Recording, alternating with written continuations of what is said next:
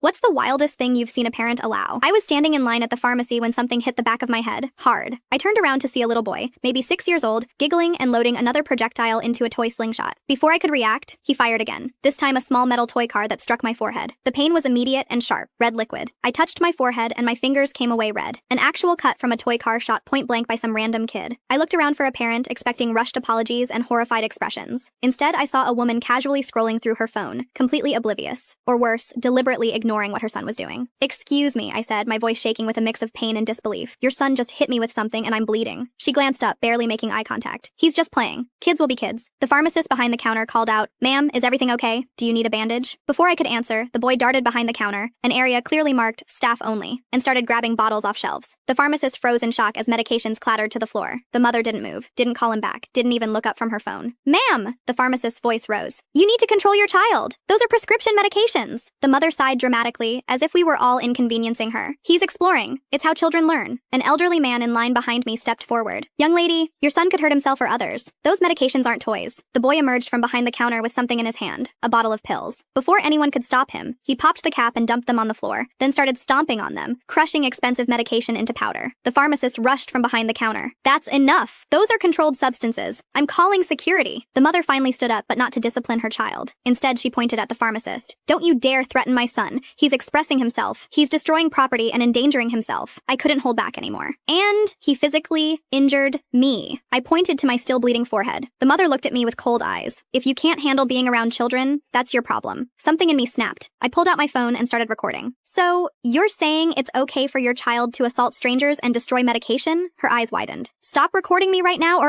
You'll what?" The elderly man cut in. "Assault her like your son did? I'm a witness. And I've already called the police." The mother's face transformed from entitled to panicked in an instant. She grabbed her son's arm, the first parental action I'd seen from her, and tried to pull him toward the exit. The boy screamed and went limp, a practiced tantrum that made her stumble. The pharmacist blocked the exit. "The police are already on their way. Those medications are worth thousands, and we have everything on security camera." The mother changed tactics instantly. "I'm so sorry, he has behavioral issues. I'll pay for everything. Just please don't call the police." "Too late," said the elderly man, as two officers walked through the door. What happened next was both satisfying and disturbing. The officers reviewed the security footage, took statements, and photographed my injury. The mother was charged with negligent supervision, failure to prevent property damage, and leaving the scene of an injury. Child Services was called. As they led her away, she looked back at me with pure hatred. "This is your fault," she hissed. "He's just a child." "No," I replied, pressing the bandage the pharmacist had given me to my forehead. "This is what happens when parents don't parent." The elderly man patted my shoulder. "Some people shouldn't have children until they grow up themselves." I nodded, watching as the boy was gently led away by a Child Services worker, suddenly quiet and scared without his mother's implicit permission to terrorize strangers.